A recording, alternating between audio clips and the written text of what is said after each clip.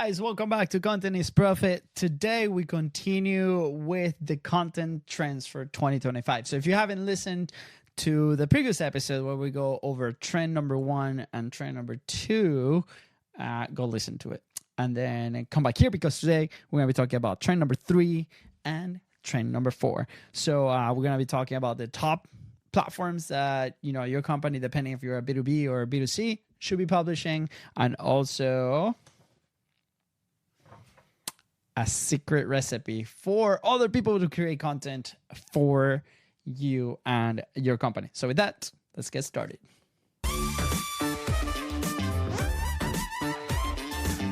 All right, so we pick up right where we left off at trend number 3.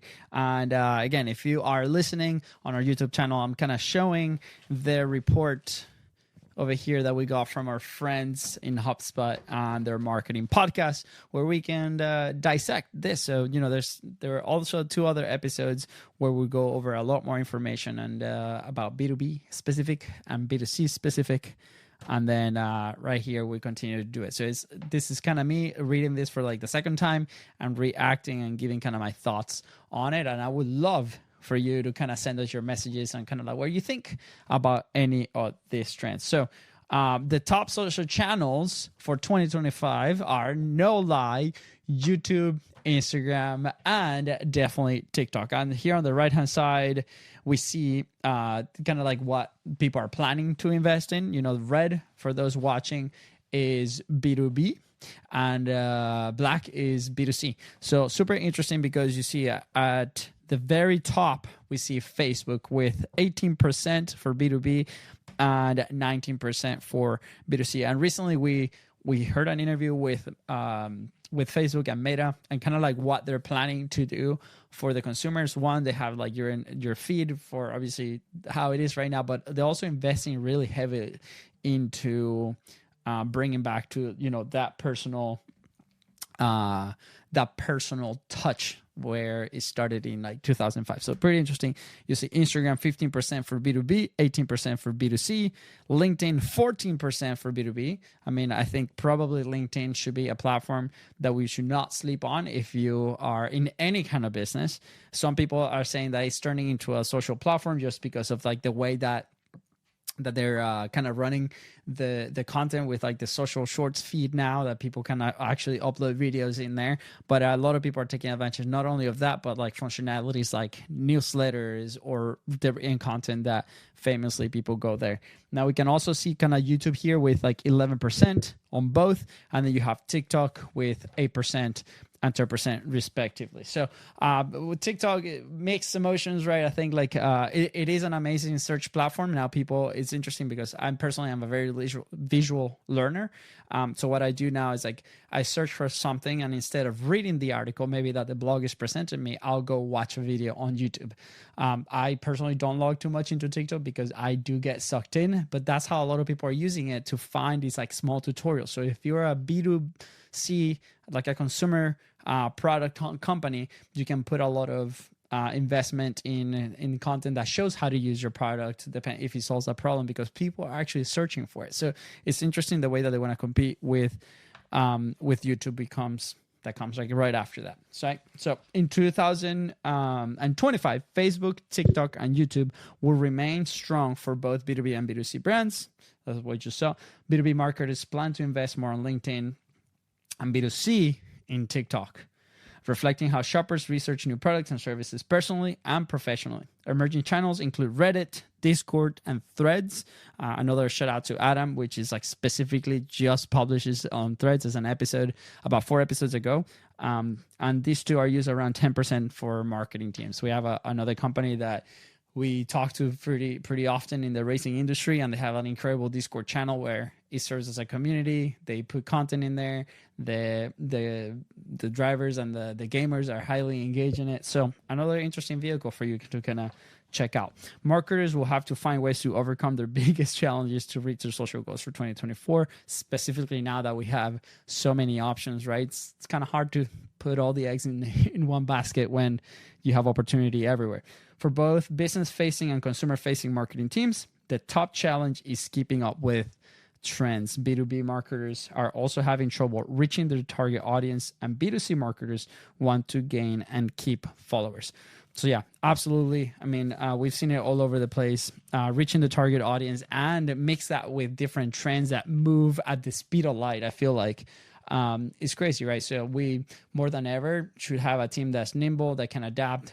We're a big fan of having your kind of base content, which could be a podcast, could be a YouTube channel, and that's consistent. And then you test 20% of your resources with different channels, different formats, following trends, and see what happens, right? So just recently, the AI image trend that came out with, you know, this Japanese studio style animation and video, everybody jumped on, everybody was finding that attention. So what can we be doing to ride those waves and kind of bring more people into our world and for them to find out more about our main type of content? So interesting. Do you have any strategies that you're trying out in the next, couple months?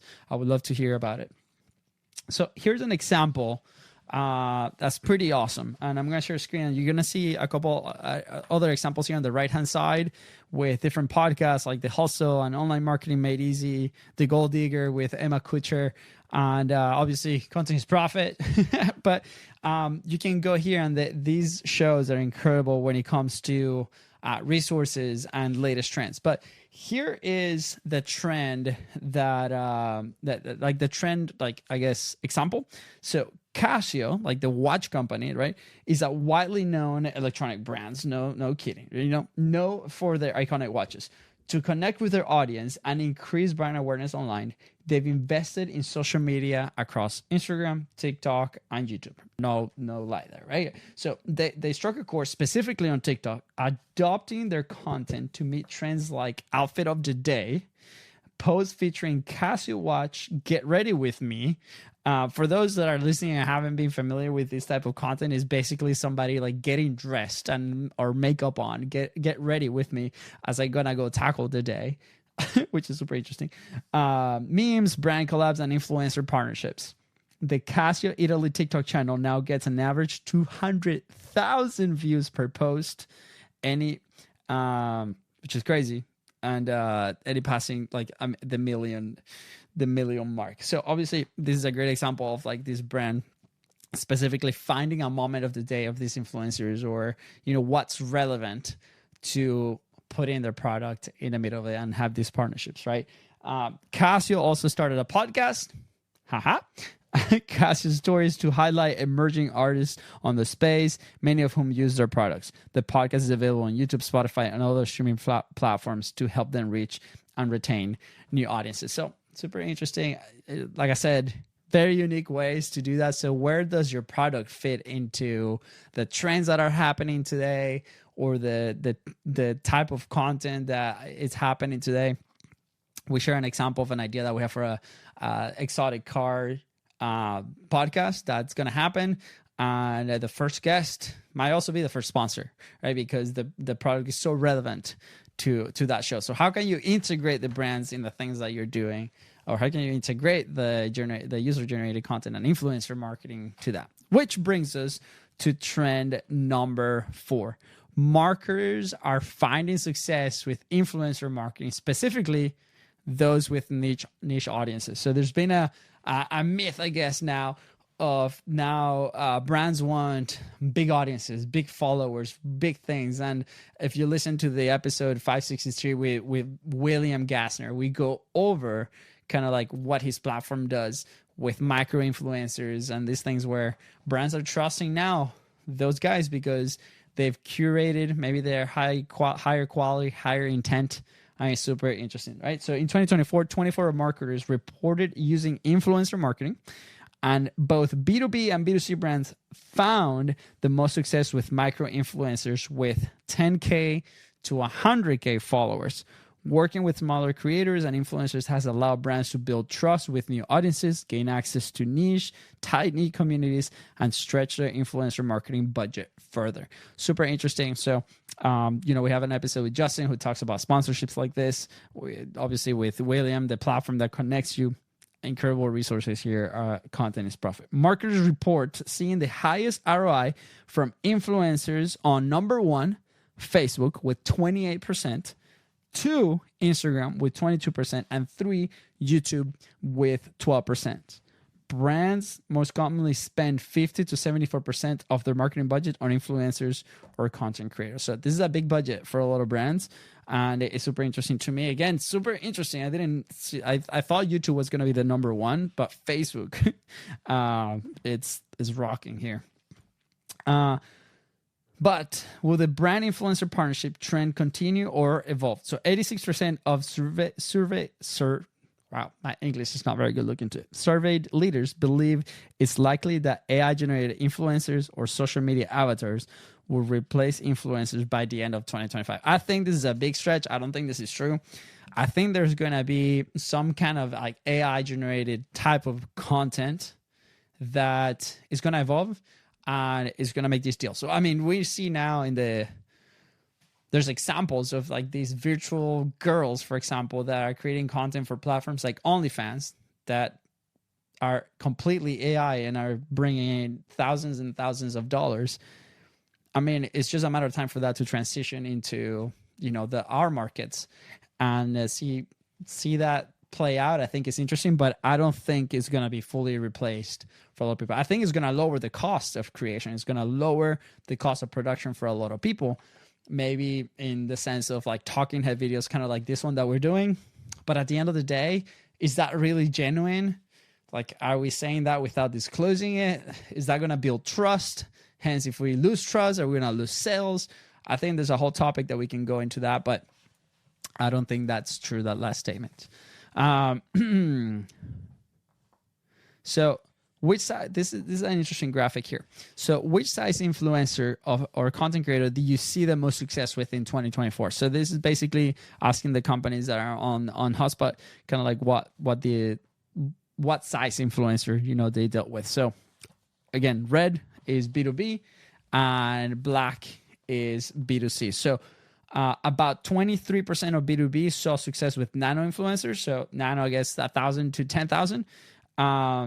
The micro influencers in both categories was the bigger one with 43% for B2B and 44% for B2C. So it looks like that's the sweet spot, right? 10,000 to 100,000 followers. And then macro, 100,000 to 1 million followers, about 25%. And then the big influencers. That's why views or a bunch of subscribers might not be the best idea. About 6% or 7%. And I mean, it makes sense, right? It makes sense because the tighter you have your community, the tighter you have the followers, the more intent. That's why podcasting specifically is so powerful, because maybe listenership is not massive, but you have a very, very niche down audience on your specific topic that spend a ton of time listening and watching you. So, if you are a creator, I think it's a great time for opportunities and see like what brands can you partner with. And if you are a company, there's more creators than ever before, and there's people creating very interesting content. What I would highly recommend is if you end up collaborating with a lot of these creators, give them creative freedom. Like, they are there because they create these pieces that they love. It's almost like they're artists, right? And don't give them a ton of guidelines. That's why we've seen a lot of the success is the creator being the creator and kind of integrating the products in their own way so their audience can relate, and then that can translate into sales. So super interesting, these 4 trends. Again, if you missed the last episode, go back. We go over the first 2. And we're going to continue to see. Maybe there's some AI trends that I see on the report. Maybe we go into those. If you want to hear something specific, let me know. Put it in the comments right below. New formats, new things, trying new things with the show. As we wait for Fonzie, if you're wondering where Fonzie is, he recently became a dad, so he's spending time with his little daughter, and we'll have him back soon. But with that said, guys, thank you so much for tuning to the Content is Profit podcast, and I'll see you on the next episode. Take care.